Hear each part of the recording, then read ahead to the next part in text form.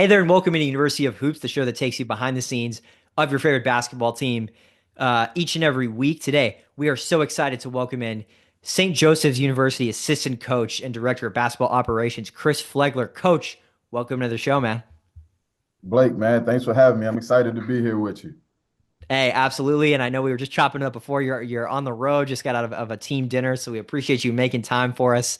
Uh, and let's just start right there, man. Uh, Happy New Year. We're into Yeah, we're into 2025, which is just nuts, and I'm sure I mean, it's just crazy how fast time flies, and the season, we're gonna blink, it's gonna be March, Coach. What the heck? Like this is crazy, man. So, talk me through this season. How's everything going so far? Man, as you just said, Blake, 2024 was a blur. It was a blur. I heard somebody say at one time that the days are long, but the years are short. And boy, I felt that even in my role, some really, really long days, but things are creeping up on you. Like right now, we're already about to play our second conference game tomorrow night. But I remember vividly just Atlantic 10 semifinals last year, losing to VCU. It was like 5 minutes ago. And so it's been a blur, but it's been good. So you just try to maximize every moment, try to get all that you can out of every day, the time that you get to spend with these guys and help them develop, help the program develop. Just try to maximize every opportunity because it goes by so fast.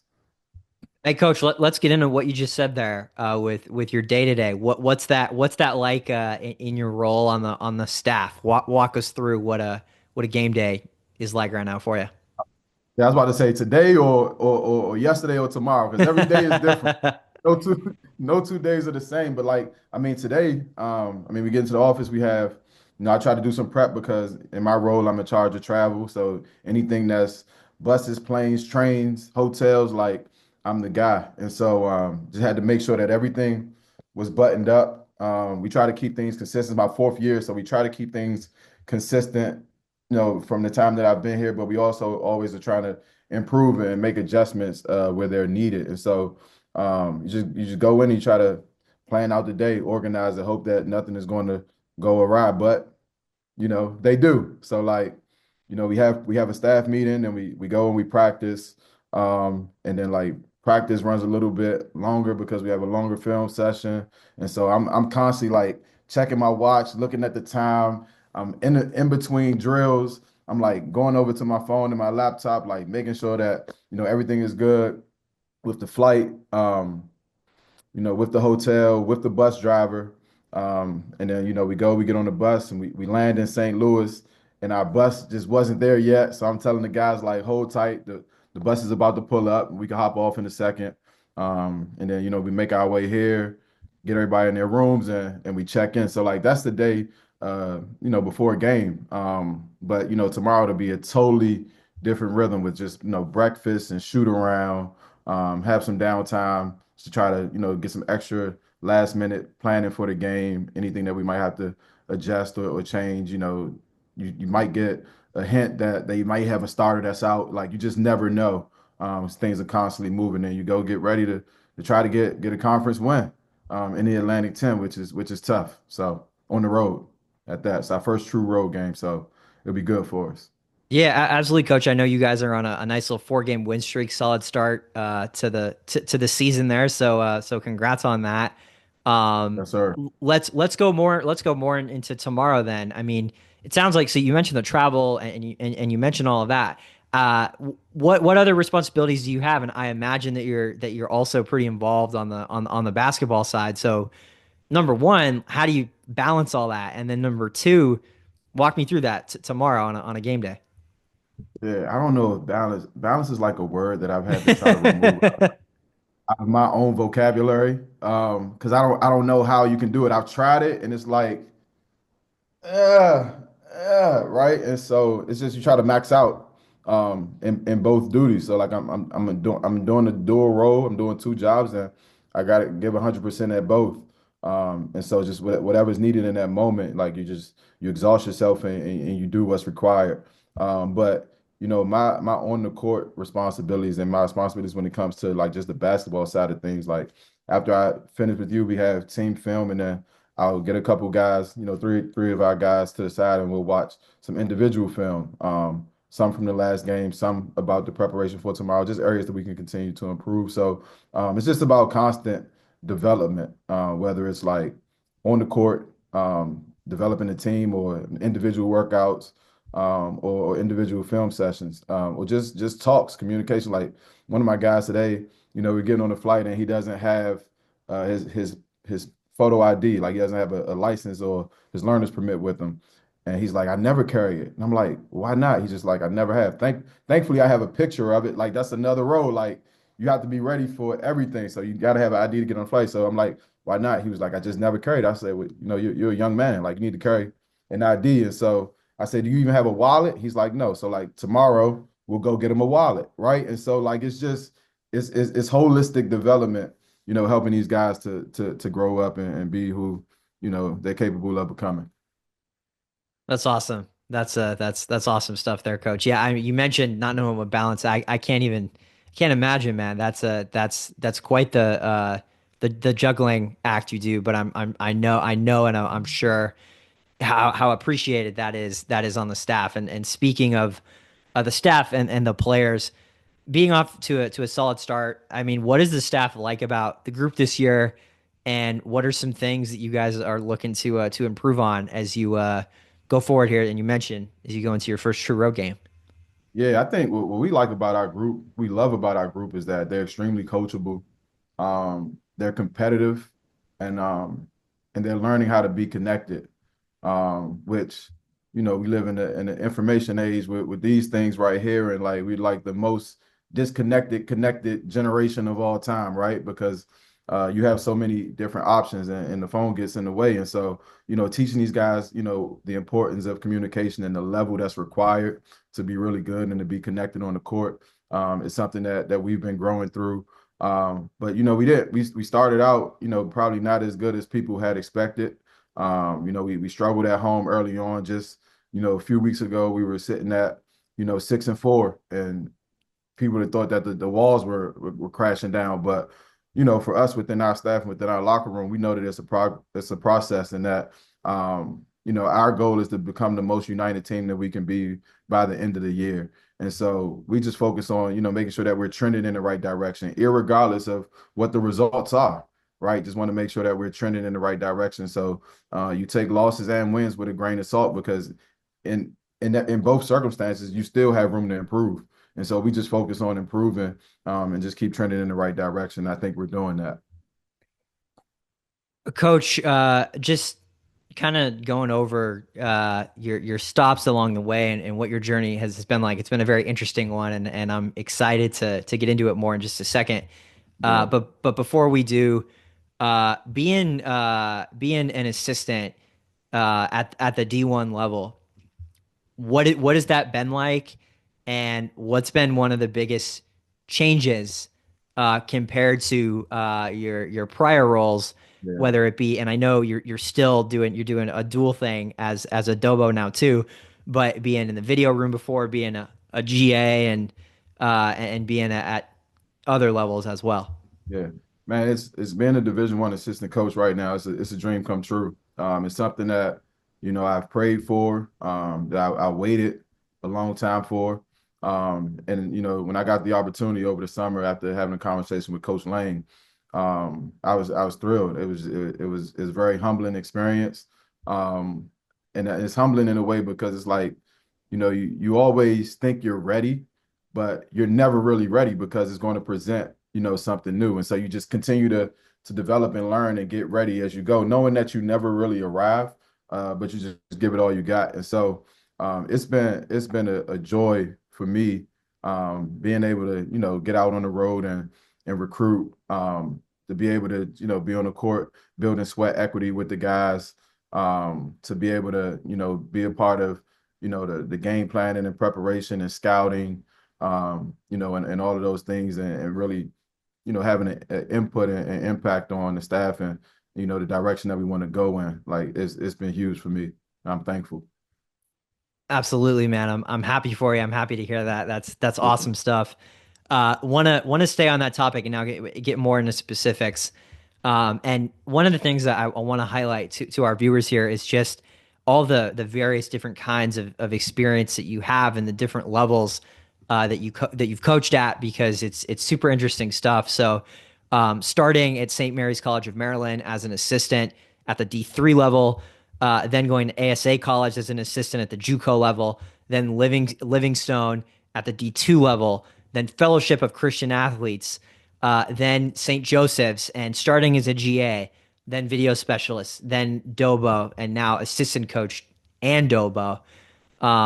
That's a fun journey. I'm sure the memories are flying through your head Absolutely. as I say that, and the trials and tribulations. So mad respect there for weaving your way through it. And I always try to get that across to the people we have on, because I know I work in media, but I'm adjacent to what you guys do, and always have a lot of respect, because I know it's a tough profession and a lot of chances, I would think, to quit and to whatever, and to persevere and all that is awesome.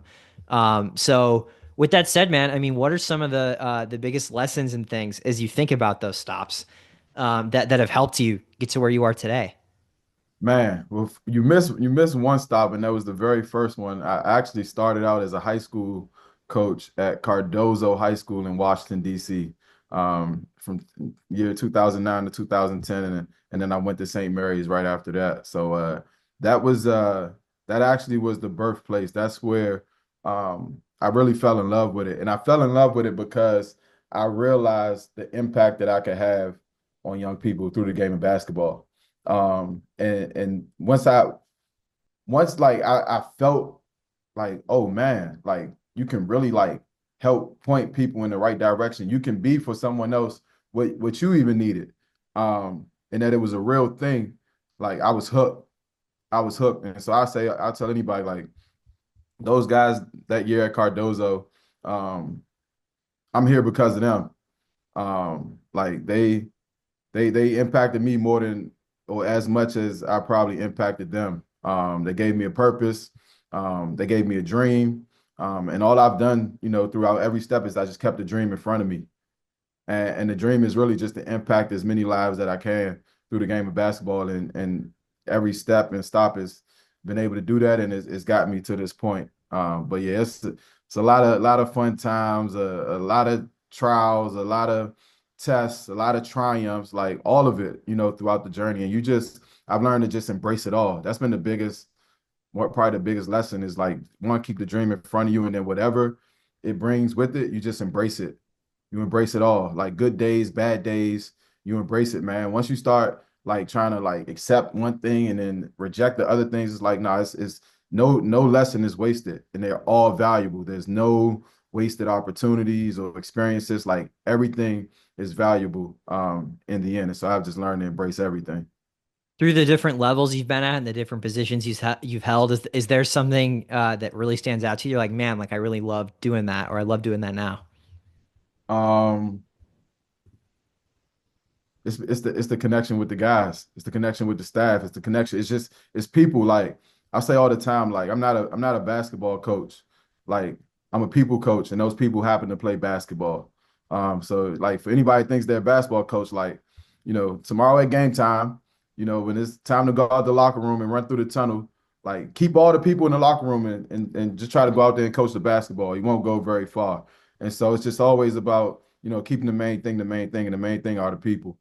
And so, I mean, that's been the one constant, right? Like, so you got high school, you got Division 3, you have, Division 1 junior college, you have Division 2, and you have Division 1. Like, it's people, all right, every stop. Like that's the one constant. So if you are able to navigate relationships and be selfless and put others before yourself, um, it's all the same. Absolutely, coach. And one thing that comes to mind, and we touched on it a little bit, but with all of your different stops, what have talk me through like some of those challenging moments that you've had, because I think it's to be super helpful for people out there to hear. Sure. Like, how'd you over what were those moments? How did you overcome them? And what kind of perspective has that given you? So check this out, Blake. My first 8 years of coaching, I made a grand total of a whopping $15,000 in total over 8 years for coaching basketball. So like not living off of $15,000 in 8 years. It's hard to live off $15,000 in a year, right? So, but what I did was I had to like find ways to supplement my income. So it would be like, finding a gym that I could rent out or being able to, use the gym at certain places that I was at to train like young kids, right? When I was in New York coaching junior college, I worked the third shift at Rite Aid. So I would work from 11 at night to 7 in the morning, get off of work. We had practice at 8 a.m. And then, I would go home, catch a couple Z's and, get ready to go to work again. Right. Like that was my routine. So it was just it was a lot of different like trials and it pushes you to find out like, do you really want this? Right? Are you willing to, endure, tough seasons, tough times, and still keep that hope to push forward? So, yeah, it was a ton of challenges, but that's one of the main ones that stick out because we all, have that in common, like how to survive, um, financially, while you're trying to chase a dream. Inspiring stuff, man. Appreciate you sharing that. Flipping it on the more positive side, I think obviously as most people in this profession do, from everything I've heard, go through with all the ups and downs, moving around a lot, right? On the positive side, like that gives you the opportunity to build relationships with all these different coaches and people that are involved in the sport. So who have some of those big mentors been for you, and what have some of the big lessons you have learned from them been that you in turn are now dishing out to your players? Yeah, man, I've had a ton of great people that I've met along the way. Before I got to Philadelphia, I spent, 6 years in Charlotte. And I built a really good relationship with Ron Sanchez, who I worked for as his team chaplain and character coach at the University of North Carolina at Charlotte. And he's a huge mentor to me and so many things that I learned from him. One main thing is like to just hold this thing loosely. Sometimes we can want it so bad, we'll try to squeeze the life up out of it and not allow it to breathe and have a life of its own. And so I learned that from him. I take it with me. I even, try to impart it, on the players that I coach now with them, like in their own careers, like be patient with yourself, like give yourself time to develop, show yourself some grace, some love, right? Be your own cheerleader at times. Like don't get caught up in people saying, how good you are or how bad you are, right? Just hold this thing loosely, be patient, and you'll end up where you're supposed to be as long as you work hard and you give it your best shot and you put others before yourself. So like huge mentor to me. Then just friends, like my family, my wife, who's been with me, going all the way back to St. Mary's College. And, her encouragement daily, like it's been monumental, like for my own ability to keep going. Absolutely, coach. While we're on the topic of the different stops that you've had and the different relationships that you've built, one guy I know you have a relationship with is Chris Matthews, as the social world, I understand it now, know him as, and the basketball world knows him as lethal shooter, right? Right. Um, I mean, and you mentioned it, right? Like you trained kids along the way. What's it been like to watch him and his journey, and what sorts of things have you taken from each other and your friendship and your relationship as you're doing your thing and he's doing his thing? Yeah, with Chris, man, it's inspiring. I will not call him lethal. I'll do it sometimes just to like pick fun at him, and he'd be like, "Come on, bro." But now with Chris, it's been inspiring to watch his journey. We have a friendship that goes, over 20 years. It was crazy because when I was in New York, I had at coaching at the junior college at ASA, I had a 100 like no exaggeration, like 100 square foot little studio in the dorm. And Chris would come up and stay. And at this point, he didn't nowhere near the followers that he has now. He probably had less than 1,000 or 2,000. And New York City basketball in the summertime is popping, man. It's like it never sleeps. It's so much fun if for anybody who hasn't experienced it. But they got all these leagues. They got Nike Pro City at Baruch College. They got Rucker Park. They got Dykeman. They got Tri-State. Like they got Gersh Park in Brooklyn. They got all these different. And so we'll work out in the morning. Then we'll go bounce around court to court, court to court.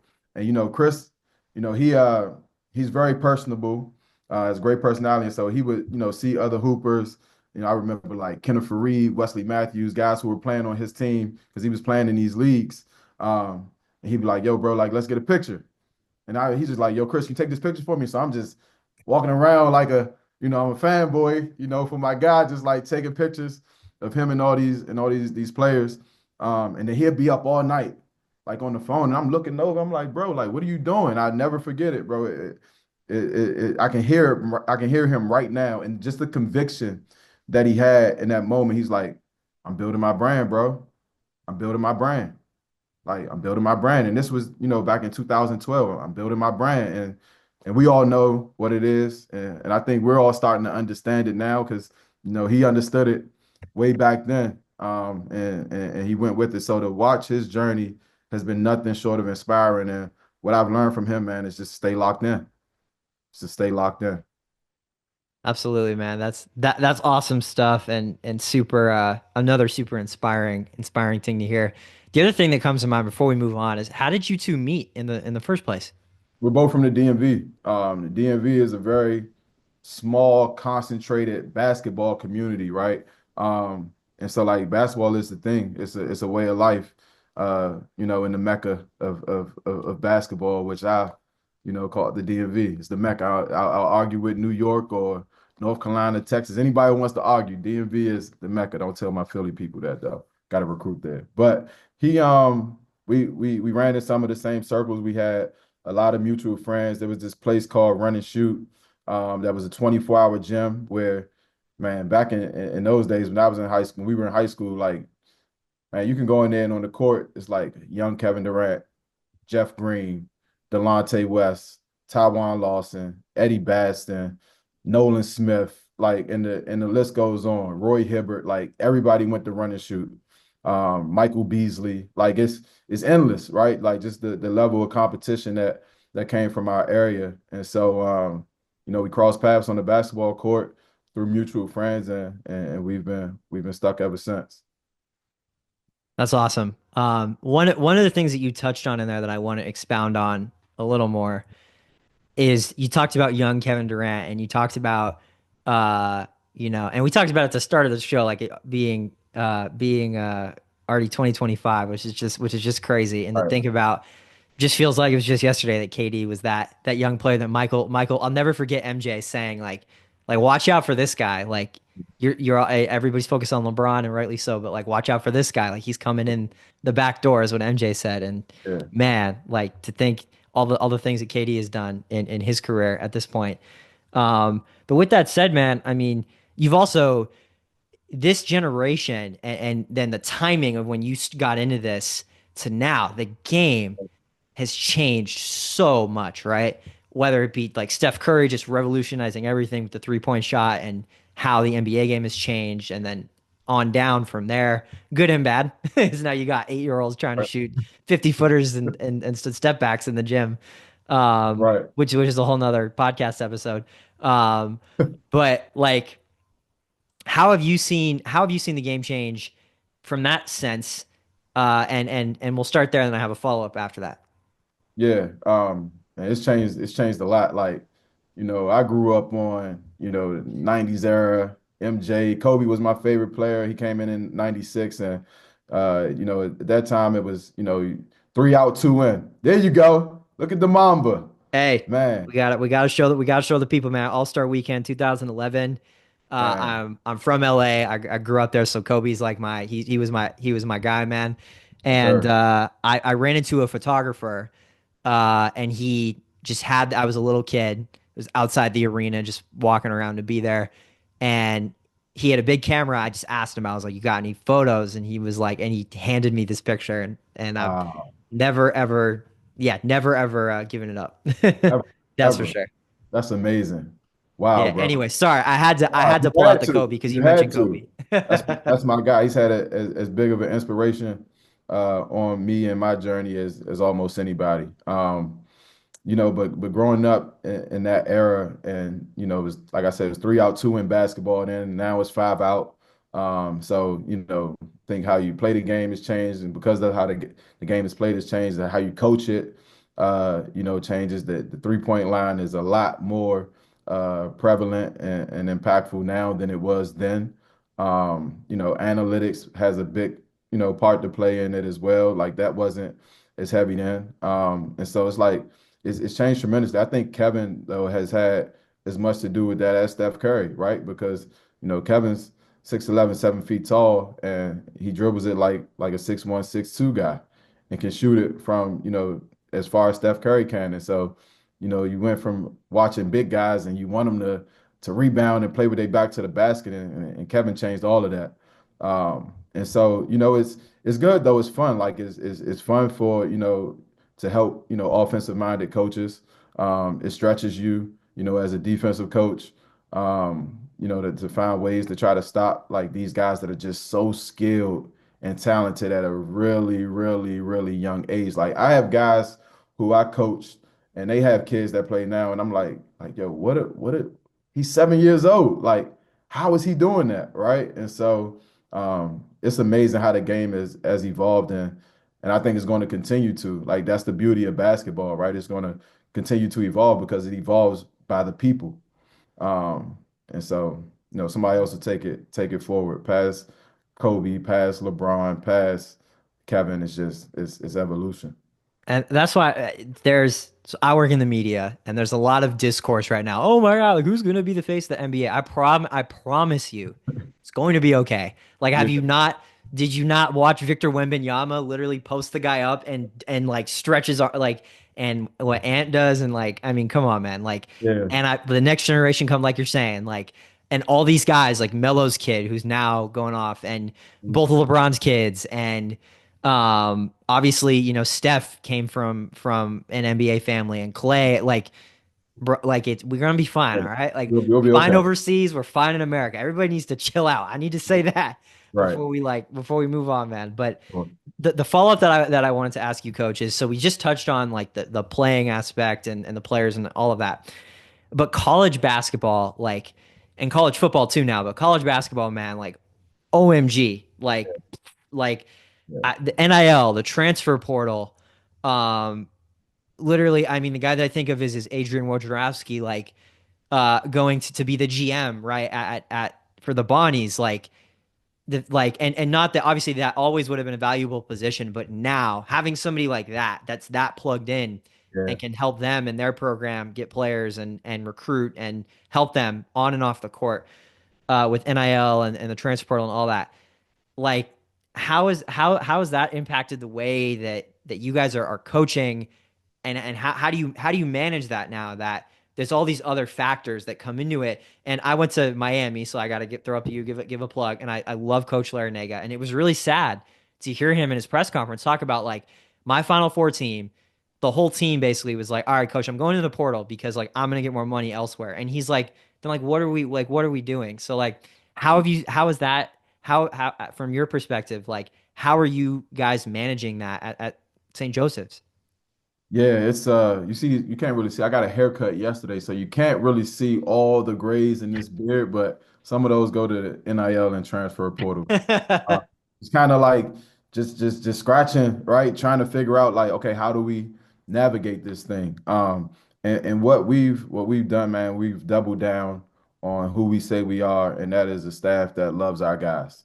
Honestly, right? Like, so you look at the guys who have returned to our program, the Eric Reynolds, the Rasheer Flemings, the Xavier Browns, who had opportunities to go anywhere in Power Five, and to get compensated for doing it.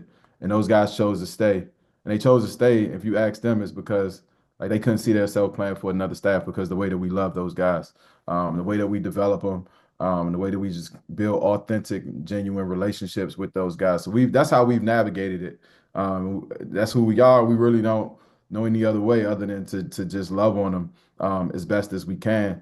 While knowing like there's always an opportunity for guys to go elsewhere. So what I'll say is like, and actually me and Coach Sanchez talked about it, a few months back is long gone are the days where you know that you're going to have a guy for 3 or 4 years. Okay, so what do? Do you obsess on not having them for 3 or 4 years, or do you maximize the 1 year that you have with them? So you just you go all in on being able to impact because you know tomorrow's not promised. So like instead of being upset about what tomorrow will or will not bring, you double down on today, and you try to maximize it. That's what we've done. Absolutely. I think that's a really interesting perspective. And to me, like that sounds kind of like what the solution is. It's what Dan Hurley has done at UConn, which is like you invest and you build the culture, you build it like they will come and they will stay. Right. Yeah. And the teams that you're seeing are winning are the teams in March are the teams that like it's not like Kentucky, like they struggled the last few years because that model of just like one and dones and everything, like kind of we've obviously it's always going to be a big part of the game, but it's like now the more veteran guys and teams and teams that have the cultures are the ones that are consistently getting there every year. So I think that's a really cool perspective. Another Um, thing, yeah, like for me personally, like I'm very comfortable in this space. And I think it's, you look back at the journey and my time as a junior college coach, those 3 years that I spent there, like in JUCO, you start off with another team every year because you only have those guys for 2 years, some of them for one if they're qualifiers. So building a new team and having a culture that can absorb the guys, right? Like, so some people say like, you know, that people are the culture, and it is, but it's like it's the staff, it's the foundation. Like, what do you have in place that can absorb, new players that are coming in year after year? And so, that's helped me because I'm like, I've been here before. Like we always started over with a new team, but like you just have to have like those foundational pillars that you stand on and that like almost greets those guys when they come into the door. So yeah. absolutely, coach. Appreciate the perspective that we spent on that subject because that could be a whole episode onto itself. But moving right along, coach. On a more positive, optimistic, steady note, through your stops, what's something that you're really proud of being a part of, whether it's a moment or you say, man, like that was one of my favorite things or whatever that you look back on and you're pleased with. Mm, that's a loaded question. Like a therapist for me right now. I don't take enough to think about that stuff for myself, but hmm um I'm appreciative really of like the relationships. I can just look back and I can actually like see the faces of people who, have who I've come across their path and they've impacted me. Um, like I'm really just thankful for the relationships and the opportunities. Like I don't know if I can point out just one because it's been so many to shape like, who I am right now. So I mean obviously the wins are great. The losses are difficult. But the sun comes up the next day. I have a saying when I lose a game, it's like, why stay down when you can get up? And so like I'm even thankful for the losses because it builds a resilience, to keep going. So I don't know, I'm just thankful for it all, man. Absolutely. Well, coach, we're gonna get more into that self talk here because now I want to go even further because we Yeah, talked about everything you've learned and all the advice like you've got. Now I want to flip it on you and definitely. ask you like what in this the changing landscape of on the playing side, on the coaching side, especially at the college level with all the experience you have, what would your best piece of advice be right now for somebody who wants to get into it or who is young and is starting? My best piece of advice would be, man, just to make it about others. Put others before yourself. Like in order to travel um as far as you can on your journey, like humility is required. And humility is not thinking less of yourself, but it's thinking less about yourself and being more considerate of others. And it's hard, right? Because everything is about like, self-care, self-help, and it's like, how can I be consumed with self? But we live amongst people. We live in communities, like we're more connected than we think we are. And so I think like the more that you impact someone else, the better it would be for you. Because then somebody else will impact you. Like think about how we get opportunities because someone gives us an opportunity. Right? Like we're not hiring ourselves unless like, you're an entrepreneur, but even then, like you go to get a loan for from a bank or you had a fund that your parents, invested into, like whatever it is, it's everything is like paying it forward. So my best piece of advice is like just don't make it about yourself. Like live a life that's devoted to serving others and everything that you want to happen will happen. Love that, coach. Another thing that's really cool about your journey is all of your experience at these other levels that are non D1. So, what are some of the skills that you learned at the non D1 levels that you think are transferable that you would say to people that are maybe, consumed with like, I want to get to D1 or I want to get to the NBA or the G League or whatever their goal is? What are some of those transferable skills that you'd recommend that you picked up from your time there? Man, everything. The first thing is patience because it didn't happen overnight. So like you gotta learn how to be patient, but like more so like and that's a soft skill, but like some of the harder skills is just like communication. Like I communicate with parents now, but that's things that I started doing way back as a high school coach. Um, being able to be organized, and plan ahead is a transferable skill. That way, like you're able and ready to be flexible with whatever comes. Like if I wasn't prepared for things that I have to do, here in a few minutes, I wouldn't have been able to jump on this call with you guys. So, the better prepared you are and the more you plan ahead, the more room you have to do some things that, that may come your way. So those are some of the skills that I say which are transferable. Sweet, coach. One of the last things I want to ask you about this topic, man, is relationship building. Like what's your advice on how to build those like long-term sustainable more than just like a LinkedIn message or whatever these days that people will do. How do you build those relationships that not just help you, but like you said, like in service to others that are just, good people to have in your corner as you go along. Yeah, you got to find a way to add value. I think that number one, you identify people that you have commonalities with. Like everyone isn't for everybody.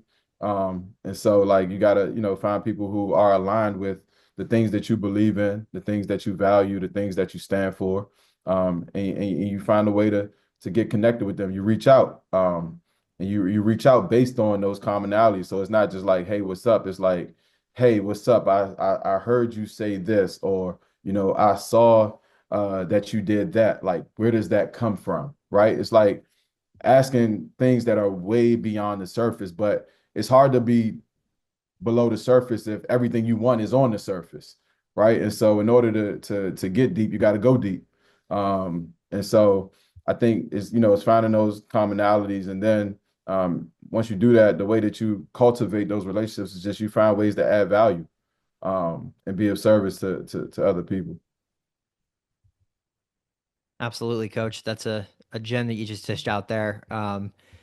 One of the last things I want to ask you before we wrap it here, coach, is we talked a lot about your ups and your downs and the different turns that your journey has taken you. So what's your why that sort of pushed you through the hard times and that propels you to do what you continue to do now at the D1 level? Yeah, my why is it's my faith.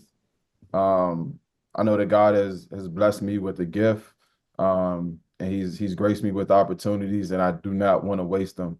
I want to get everything that I can out of the time that I've been granted here, in this life, and I just want to get the most out of it. So that's that's that's one of them. I mean, my family, knowing that all of the support and the sacrifices that have been made for me to continue to live out this dream, that's my why. And then lastly is really, the people that I have the opportunity to impact and support every day. Like they're going to be there, right? I heard Don Staley say once, and I've coined it for myself, is like I'm a dream merchant. I'm a dream merchant. Like the one thing that connects us all is the dream, right? So like we're on this podcast right now because you have a dream. Sean has a dream, right? Without the dream of you guys wanting to have this platform that you're creating, and without the dream of me, like, pursuing this coaching profession, like we wouldn't even be connected right now, right? And it's the same thing with my players. So basketball coaching and people coaching, it's not a 9 to 5, right? Like these guys are chasing a dream. So if a player hits me up at 1 in the morning, like, coach, like I just need to, get in the gym and get some shots up, right? I need to talk. Like I tell them, I'm like 911. Like you call me, I'm going to pick up the phone because, we're both on the path chasing the dream, and that's what has us connected. So that's my why.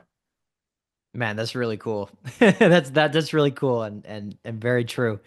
Last thing I want to ask you, Coach, is what are your long-term aspirations looking forward? What are some of the things in the different positions you've held that you've liked that you say, hey man, like is it on the coaching side? Is it one day at the pro level? Do you like the D1 level so far? Like where's your head at with all that stuff? Yeah. I mean, I want to be a head coach. I want to have the opportunity to lead a program, to lead a group of young men.